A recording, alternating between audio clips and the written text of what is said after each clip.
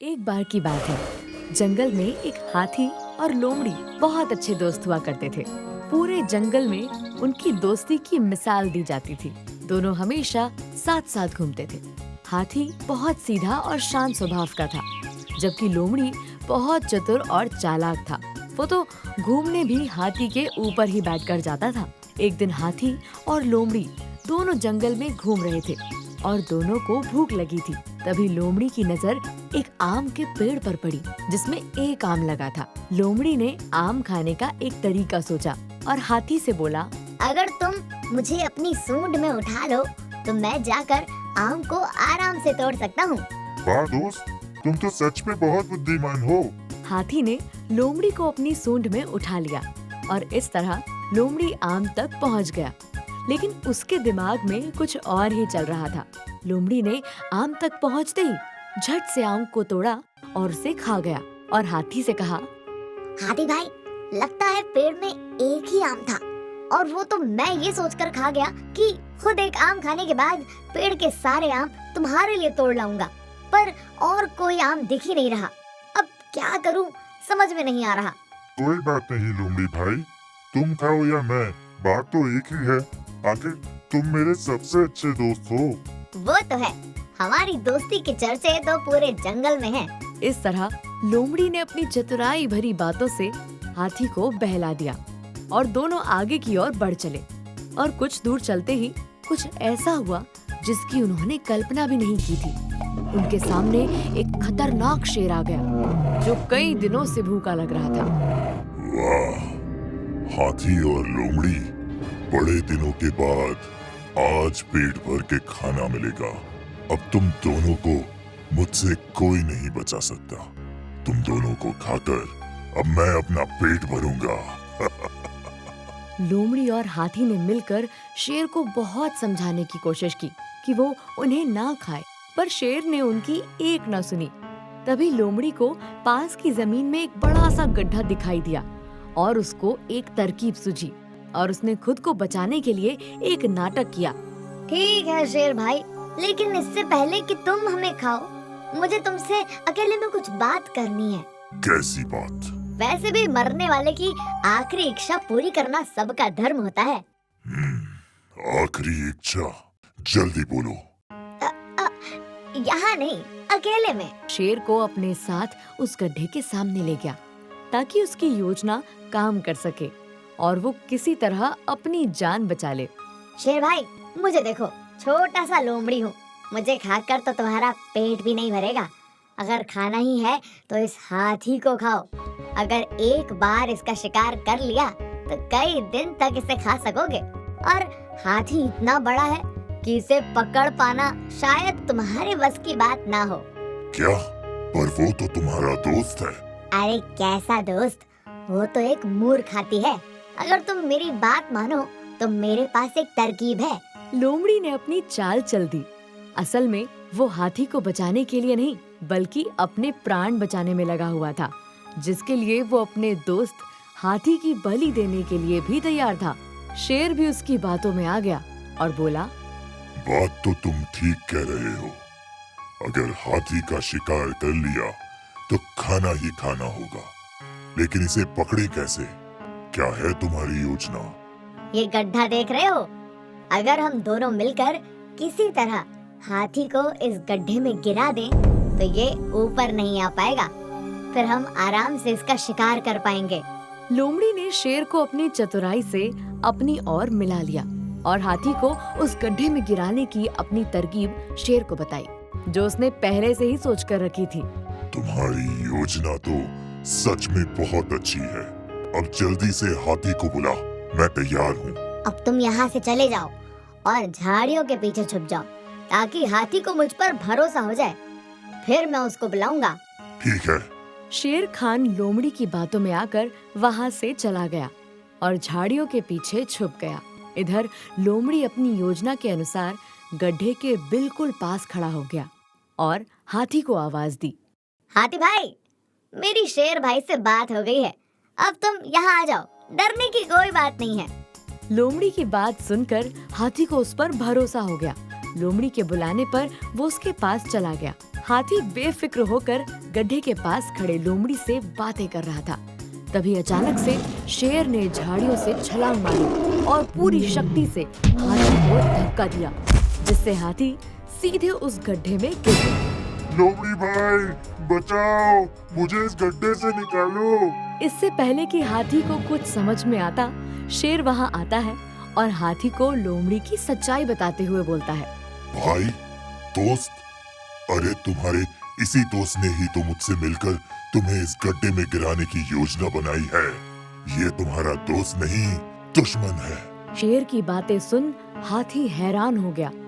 लोमड़ी भाई, मेरे दोस्त, ये शेर क्या बोल रहा है? तुम तो मेरे सच्चे दोस्त हो, तुम भला मेरे साथ ऐसा कैसे कर सकते हो? दोस्त? कैसा दोस्त? मैं कोई दोस्त नहीं हूँ। अरे वो तो मुझे तुमसे फायदा होता था, इसलिए तुम्हारे साथ रहता था। अब से मेरा असली दोस्त शेर भाई है और हम दोनों मिलकर तुम्हें खाएंगे। जहाँ लोमड़ी के मुंह से सच्चाई सुनकर हाथी को बहुत दुख हुआ, वहीं शेर उसकी बात सुनकर हंसने लगा। क्या हुआ शेर भाई, तुम हंस क्यों रहे हो?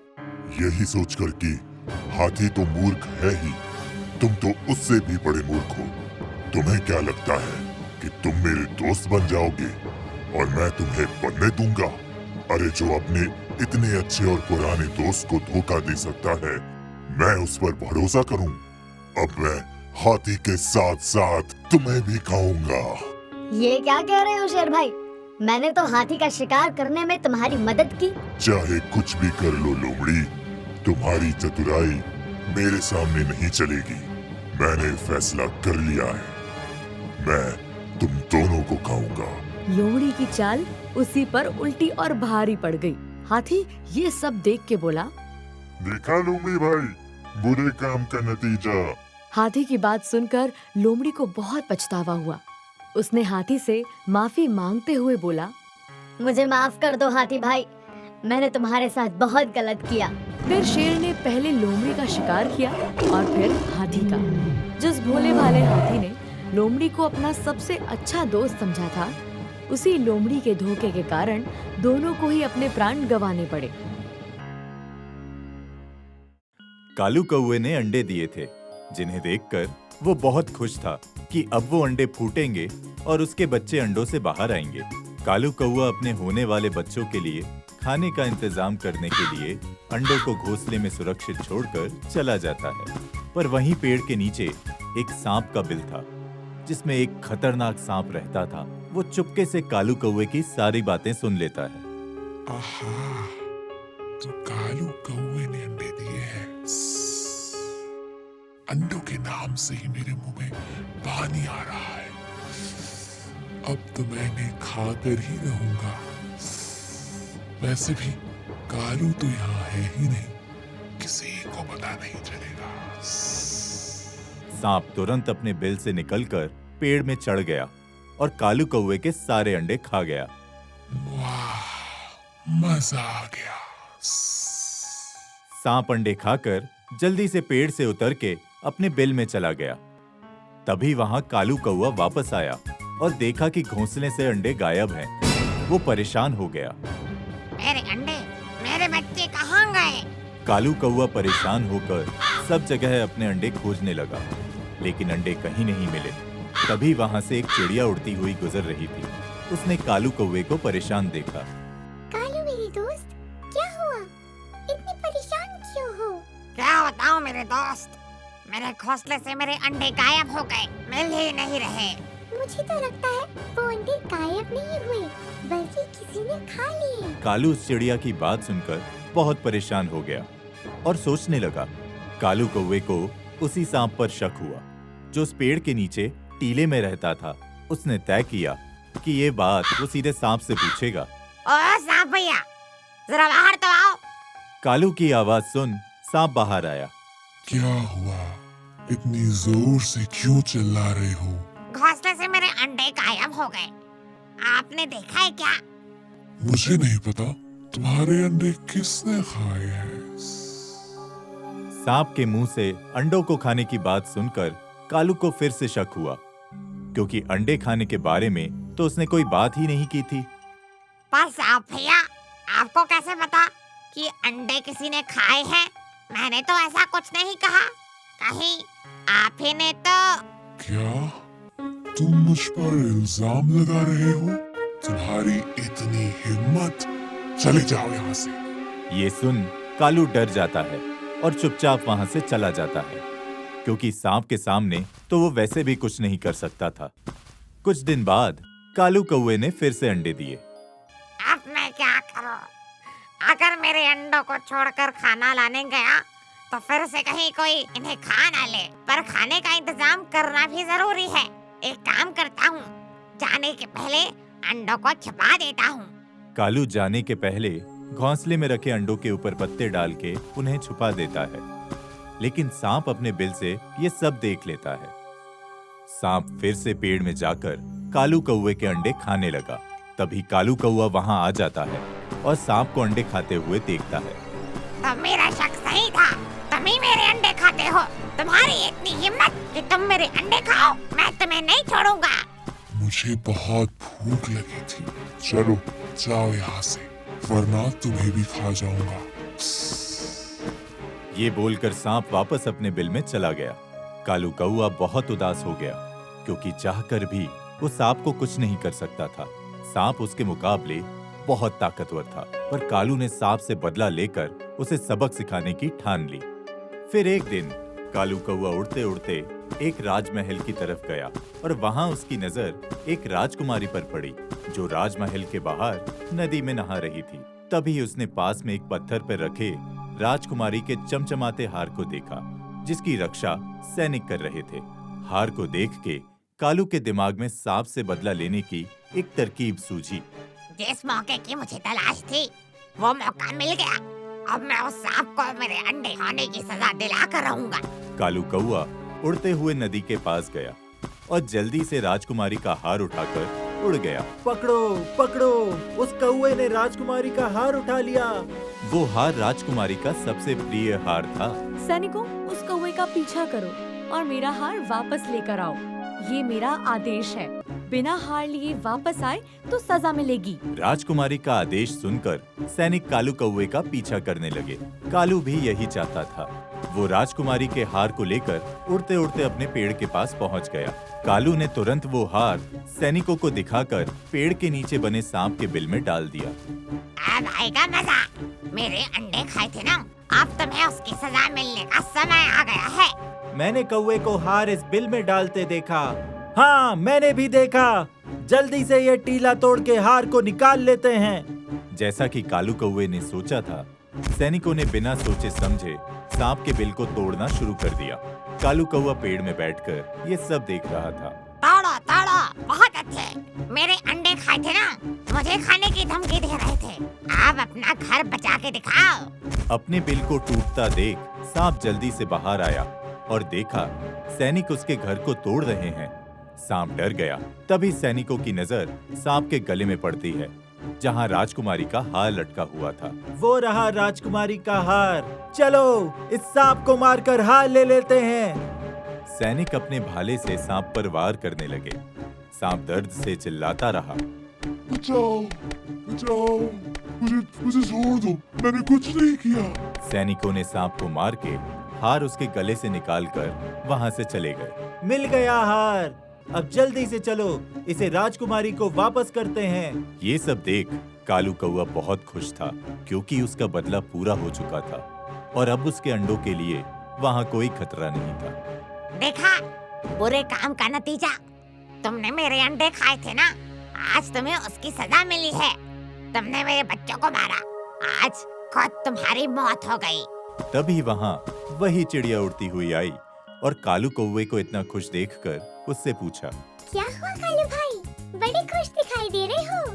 तुम्हारा शक बिल्कुल सही था दोस्त। मेरे अंडे ये सांप खा जाया करता था, लेकिन आज इसे इसके कर्मों की सजा मिल ही गई। जैसी करनी वैसी भरनी। चलो अब तो तुम बिल्कुल सुरक्षित हो। इस तरह कालू कौवे ने सांप से अपना बदला लिया और सांप को उसके कर्मों की सजा दी। एक बार की बात है, एक गांव में राजू नाम का एक चरवाहा अपने माता पिता के साथ रहता है। वैसे तो वो बहुत अच्छा लड़का था, पर उसे एक ही बुरी आदत थी। झूठ बोलने की। झूठ बोलने के साथ साथ वो बहुत लापरवाह था। उसका किसी भी काम में मन नहीं लगता था। एक दिन राजू स्कूल से आने के बाद आराम कर रहा था। तभी उसके पिता ने वहाँ आकर उससे पूछा, राजू, तुमने स्कूल की पढ़ाई कर ली? हाँ पिताजी, कर ली। ठीक है, मैं भेड़ों को चराने जा रहा हूँ। ठीक है पिताजी। राजू ने अपने पिता से झूठ बोला क्योंकि उसने कोई पढ़ाई नहीं की थी। वाह, आखिर मेरा झूठ मेरे काम आ ही गया। राजू ऐसे ही सबसे झूठ बोलता रहता था। फिर एक दिन राजू के पिता बीमार पड़ गए, जिसके कारण वो अपने भेड़ों को चराने नहीं जा पाए और उन्होंने राजू को बुलाकर भेड़ों को चराने का काम दिया। बेटे राजू, मेरी तबीयत ठीक नहीं लग रही, इसलिए मैं चाहता हूँ कि कुछ दिनों तक तुम भेड़ों को चराने ले जाओ। हाँ हाँ पिताजी, क्यों नहीं। और हाँ, भेड़ों का ध्यान रखना, एक भी भेड़ खोनी नहीं चाहिए। कहीं खेलकूद करने के चक्कर में मत लग जाना। मेरे साथ सारे भेड़ बिल्कुल सुरक्षित रहेंगे। भेड़ों की सुरक्षा का भरोसा दिलाकर राजू उन्हें चराने पास के जंगल में ले गया। उसने जंगल जाकर भेड़ों को चरने के लिए छोड़ दिया और खुद एक पेड़ के नीचे बैठ उन्हें देखने लगा। लेकिन थोड़ी ही देर में उसका मन ऊब गया। राजू को कुछ समझ में नहीं आ रहा था कि क्या करे। तभी उसकी नजर पास के खेत में काम करते कुछ लोगों पर पड़ी। उसने उन्हें देख उनसे मस्ती करने की सोची ताकि उसका मनोरंजन हो पाए। तभी उसके दिमाग में एक योजना आई और उसने जोर से चिल्लाना शुरू किया, भागो भागो, भेड़िया आया, कोई मुझे बचाओ, भेड़िया आ गया। राजू की आवाज सुन खेत में काम करने वाले लोग घबरा गए और सब काम छोड़कर राजू को बचाने के लिए उसकी तरफ डंडे, फावड़ा और जो भी उन्हें मिल सका लेकर भागे।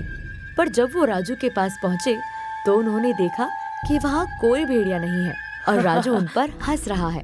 राजू, कहाँ है भेड़िया और तुम हंस क्यों रहे हो?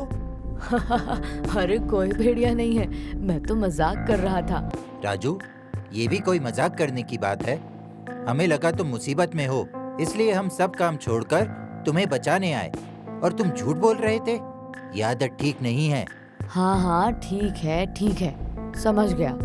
अब आगे से नहीं करूँगा। गांव वाले वहाँ से चले गए। अगले दिन फिर राजू अपने भेड़ों को लेकर जंगल में गया और उसने फिर से अपने मनोरंजन के लिए वही योजना अपनाई। ओ भागो भागो, भेड़िया आया, कोई मुझे बचाओ, भेड़िया आ गया।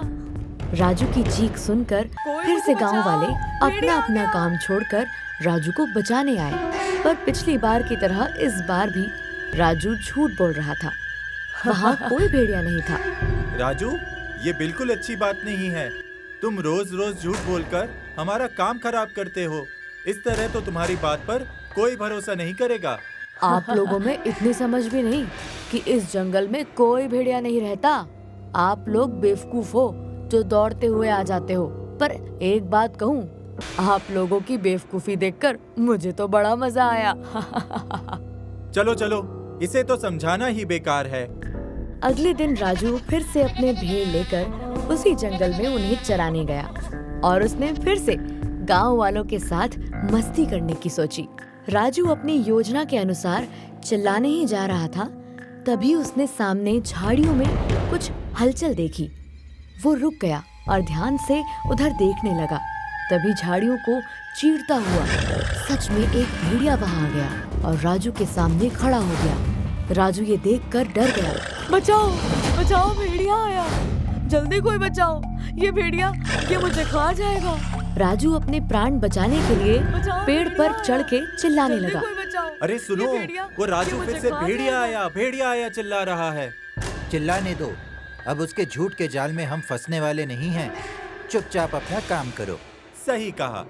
अगर वहाँ गए तो फिर से हमें देख के हंसेगा और हमारा मजाक उड़ाएगा। उधर राजू मदद के लिए चिल्लाता रहा, पुकारता रहा, लेकिन गांव वालों ने उसकी बात को फिर से मजाक समझकर जाना जरूरी नहीं समझा। इधर भेड़िया राजू के भेड़ों की तरफ बढ़ता जा रहा था।